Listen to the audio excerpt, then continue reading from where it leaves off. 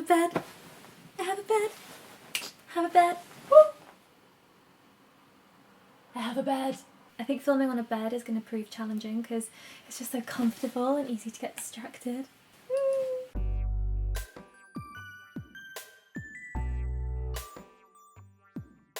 Hi everyone! I feel like I can't do a proper intro because this is like, there's so much happening at once here. First of all, I'm doing a video that I've been requested to do for literally 3 years, I think. Probably, yeah. And also, I have a new background and I have a bed. If anyone's new here, you're gonna be like, great, you have a bed. But if you are a returning subscriber, you will know that I have been waiting for my bed for like 9 weeks. And it's finally here, so I'm just gonna answer the question that I know everyone's going to ask. I will be doing an updated room tour this year. I don't want to say when because I don't want to like put too much pressure on myself because there's still things that I want to get in the room. As you can see, I've got 1 lamp which I want to get rid of and get 2 matching lamps, but I haven't found any that I like yet. And also I don't have curtains. I've got blinds, but I want some nice curtains as well, which I haven't got. So I'm very excited to show you that. But now on to today's video. Oh, by the way, how cute does Marie look? Doesn't she just fit the aesthetic of this room so well? I actually have like butterflies doing this because I have put this video off for so long. Ever since I started YouTube and therefore started like doing an Instagram theme, I have had so many, I've got to say probably thousands, probably even tens of thousands of comments and messages saying please show us how you edit your Instagram photos. So obviously my theme has always been really important to me, and back like a year ago when people would ask me what's the secret to getting your theme, honestly the secret was never posting. I used to post like maybe once every fortnight, if that, and it was really difficult to get pictures in locations, especially in London where it's so busy and it's not necessarily all like white and bright, to get those images to fit perfectly in the grid. So I just wouldn't post that much. But earlier this year, probably like April time, I made a discovery that made Instagram so much better and easier, more interesting and exciting for me. And I do just have to give a shout out to my friend Josie. Most of you do know her. Her YouTube channel is Fashion Mumbler and her blog and Instagram and everything. And she came out with her own presets for Lightroom, which is an Adobe editing software. I'd never even heard of Lightroom and I did not know how many Instagrammers were using it to create that really like streamlined, cohesive, matching theme on Instagram. So really I do have Josie to thank for my discovery of Lightroom, and I started using her presets a little bit, but I didn't want to use them all the time and too much because obviously I don't want my Instagram to look like Josie's. We have to be different, but it really did encourage me to start using the program and learning how to edit my own photos in my own way. It means that now I don't have to only take photographs against perfectly clean white buildings. It doesn't necessarily have to be a really bright sunny day. So much is actually in the edit. And I do just want to say as well, sorry, I know this is a lot of talking, but I guess I have a lot to say on the subject. I don't want anyone to think that I am creating like a false world on Instagram. I think we all are smart enough to know that Instagram isn't real life. Photos are edited, photos are staged in the first place. You know, you don't just randomly find photos in your camera roll of you candidly strolling down the street. It is contrived, but we know that. And for me, Instagram is such a creative outlet for me to create images that I think look beautiful and pretty in nice locations with nice outfits that are really dreamy. And I honestly don't see it as like lying or being deceitful. I see it as just me being really creative and almost showing you the world through my eyes. I love my grid. I just have to say, I love how it looks right now. Make sure you guys follow me as well, by the way, if you don't already. No pressure, but I feel like I have, you know, over 800,000 subscribers on here, and more of you guys should follow me. You don't have to. I'm just saying. I'm not begging you. I'm just saying. I love Instagram. I just think it's such an amazing outlet. Instagram does sometimes make us feel bad about ourselves, and honestly, nobody is immune to that. Whether you're a big influencer or not, everyone feels a bit crappy after a deep scroll through Instagram, and I don't want my feed to have that effect on anyone at all. I never want anyone to look at my Instagram and come away feeling bad about themselves. That's not anywhere near the intention. I honestly want people to look at my Instagram and feel inspired to go and visit London, inspired to buy that outfit or just buy something pink, or just go and do something nice and take some nice pictures and be creative. So yeah, I just wanted to mention that because I totally understand how Instagram can sometimes feel like a dark cloud over your head. depending on what mood you're in, and I just never want anyone to feel like that looking at mine. Oh, I'm glad I've got that off my chest. Before I show you how I edit my photos, I'm just going to point out, clearly you can see that in general I do go to nice places. Everyone always says, how do you find these places?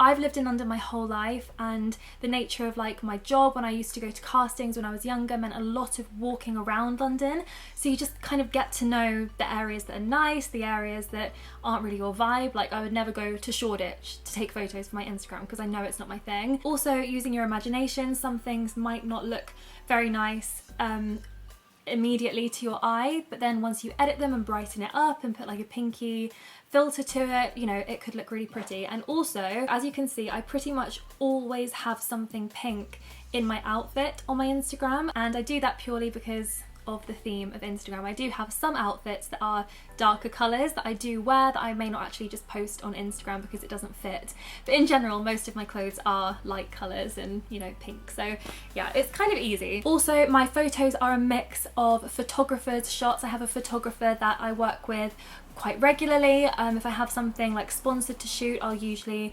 ask him to shoot with me rather than get my dad or my sister or my boyfriend to take it on my iPhone. But yeah, it's kind of a mix of iPhone photos and professionally shot photos, and to be honest, I don't really think you can tell the difference, and that I would say is down to the editing, which we're finally going to talk about now. So sorry for all the rambling, but now I'm going to show you. By the way, yes, my laptop is also pink.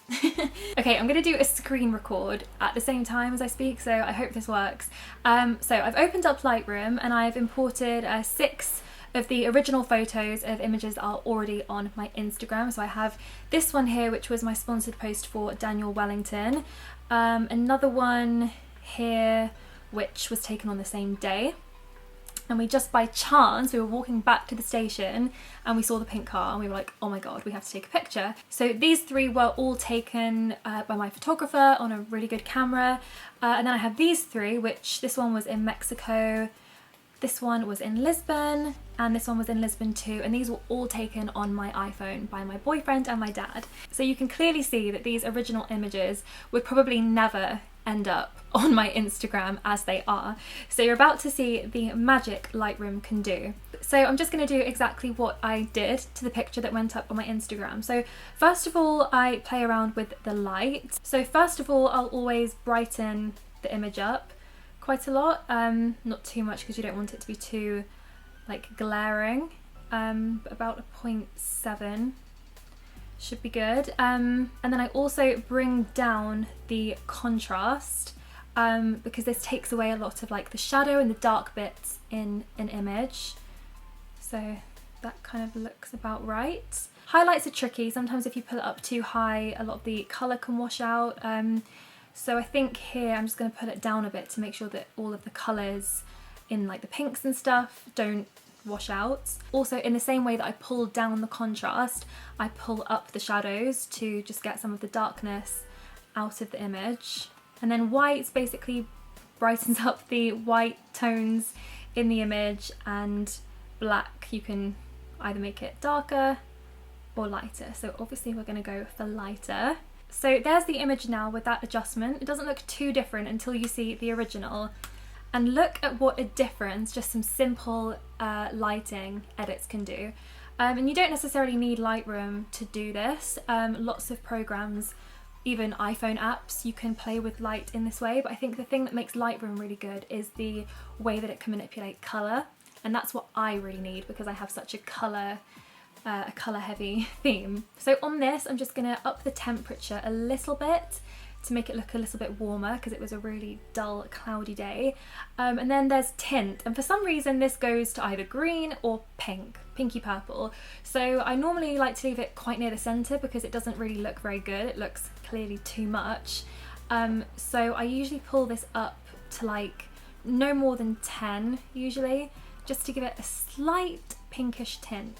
As you can see, you can't really tell, but it does something. And I'm also just going to up the vibrance and the saturation a tiny bit. I don't really know the difference between vibrance and saturation, to be honest, but I'm quite happy with the saturation, so I'm not going to adjust that too much. So this is where it gets really interesting. This is the colour mixer. So it pulls out certain colours in the image and you can manipulate them. So you can change how bright they are, how light they are, even the hue of the colour, which you'll see in a sec. So we're going to start off with red. So it will find all the red in the image. So as you can see, it's all the stuff that's pink basically. Pink usually comes under red, so I usually play with red quite a lot in my images. And you can also change the hue, so you can make the red more orange or more pink. So obviously we're going to make it a little bit more pink, but not too much because we don't want it to look purpley.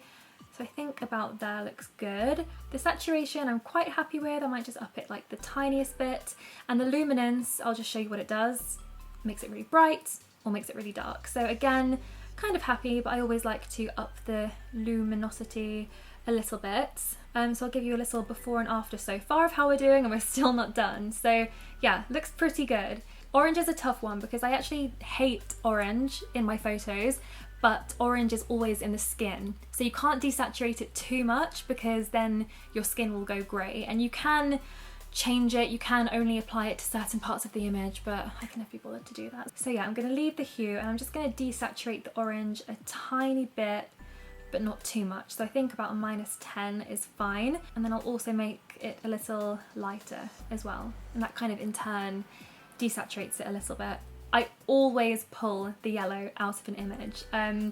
I just think that yellow, a lot of buildings that are supposed to be white and have gone dirty, there's a lot of yellow tones in them, so when you pull out the yellow, the building looks clean, how it should look. So that's really helpful, but I don't want to do it too much because I have blonde hair and there's also a lot of yellow in my hair. So if I pull it out too much, my hair will look grey. So I pull it down about halfway. As you can see, it is going out of my hair a little bit, but it's not too bad. Green, as you can imagine, I just pull straight out. Look how much better that photo looks without all the green. I mean, I know some people love a bit of greenery in their images. I don't. I'm like anti-green, which makes it really hard because there's a lot of green around. Before, I would never take any photos around flowers because I hated the green. So now that kind of solves that problem because I can just desaturate the green, and you can also change the hue of the green as well. And I always pull it down to this side because it just kind of mutes it a little bit. And then I don't really need to touch teal or blue or even violet, I don't think, because there isn't really much of those hues in the image. And then magenta is pink, kind of, but it doesn't really pick up a lot, so I'm just going to up the saturation to as much as I can, and that will do.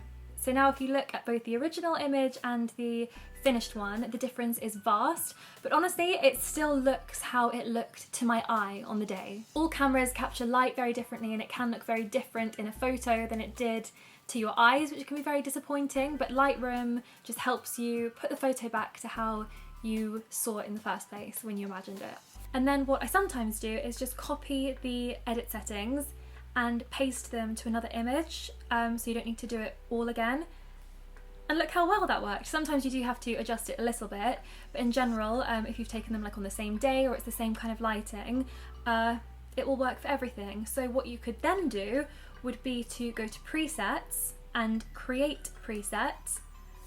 I'm going to call this one Freddy 2 because I already have a Freddy 1. And then those settings will always be there for future when you want to edit an image. So if I now go to this one here and I will apply Freddy 2, and you can see how perfectly it's worked. And then usually I'll download these photos to my phone and then maybe do a little bit more editing on my phone, try, you know, some more filters. I'll show you at the very end the app that I use for my filters. Okay, so I'll show you a few more just for fun because I think seeing the transformation is so interesting. So this is a photo that my boyfriend took in Mexico. To my eye, this area looked great. It looked so Instagrammable. All of the beds were white, you know, it was a bright blue sky, the floor was very white and clean.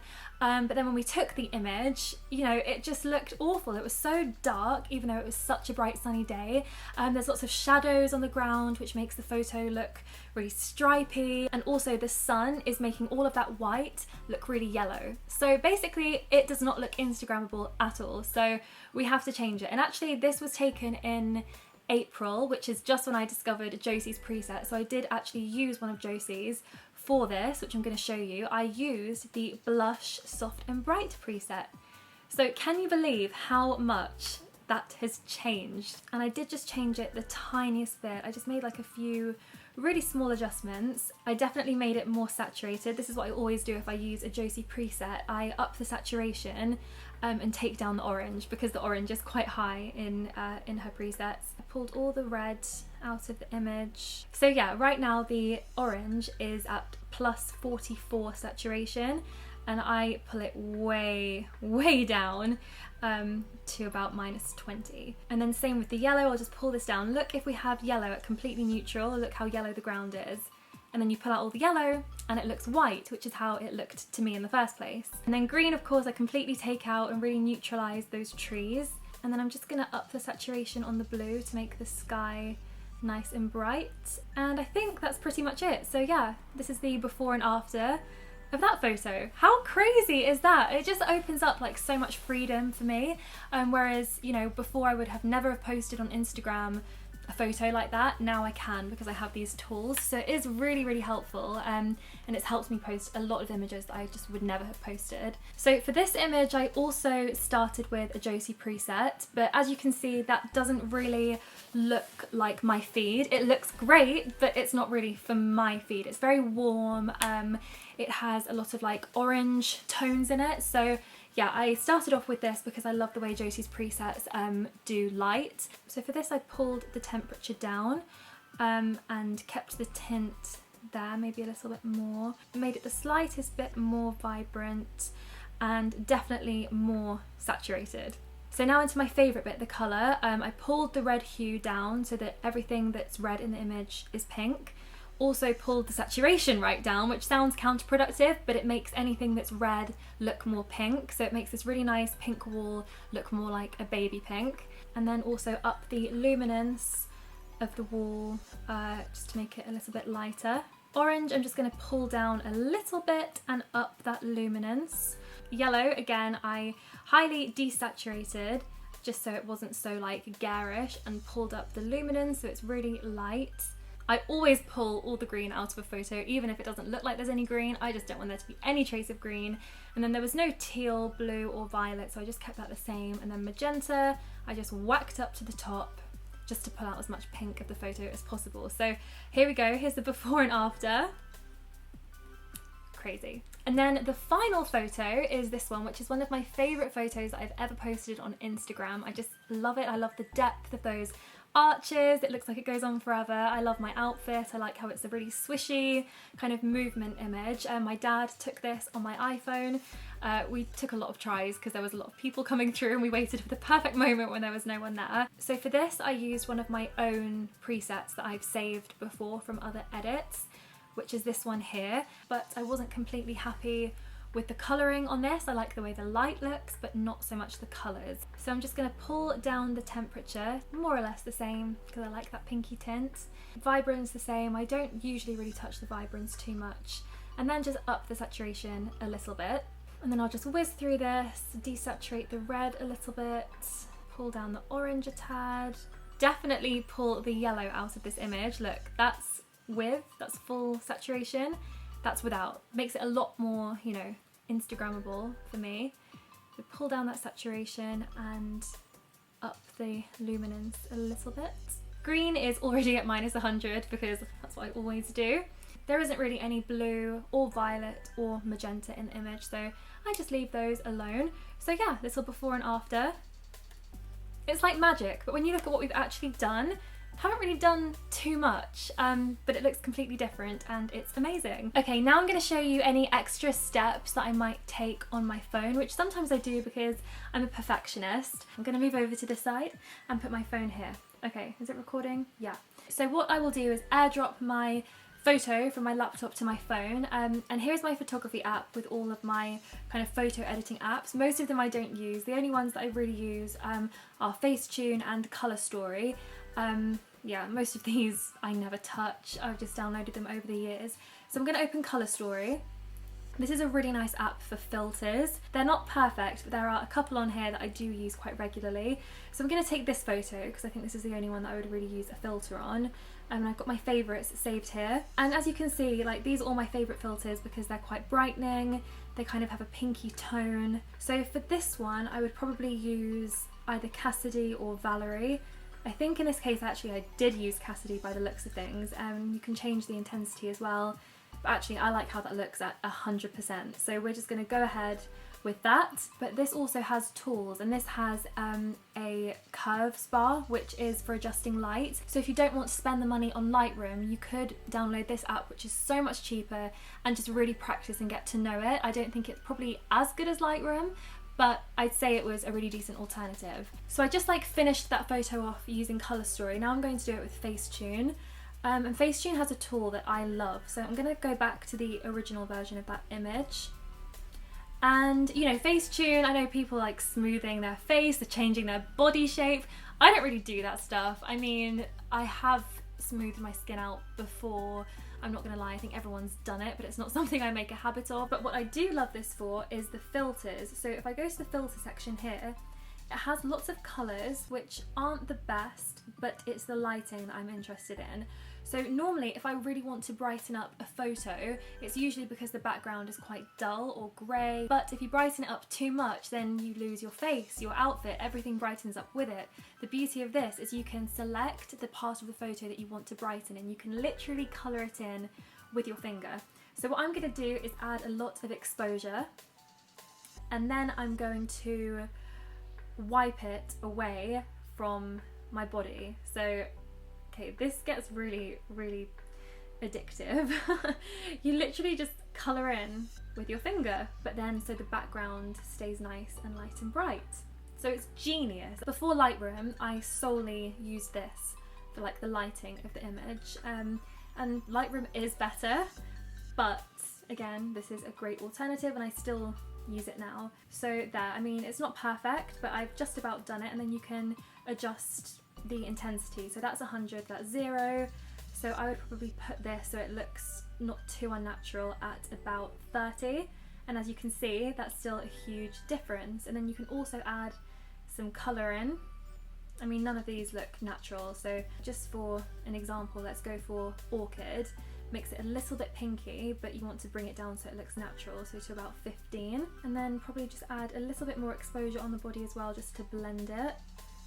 And there you go, there's the before and after. So it looks pretty good. I mean, it's not perfect because I've just rushed that and I don't use it so much anymore, but I still do use it occasionally. So yeah, that's the end of the video. That's what you've all been waiting for. That is the secrets of my Instagram. Honestly, I appreciate your likes and comments so much. It kind of takes a lot of effort to get pictures like this, and when you like them and comment on them, honestly means the world. I've been told by other influencers and brands that I have very high engagement, which basically means that for the amount of followers I have, I get a lot of likes and comments. So I really appreciate that from you guys. Honestly, I'm so proud of that. I'm proud to be able to go to a brand and say, I have such high engagement. Like, that's all down to you. So big thank you. Please continue to do so because it means so much to me. And yeah, I really hope you guys enjoyed this video. Sorry it was so long, but I will see you next week with a brand new video.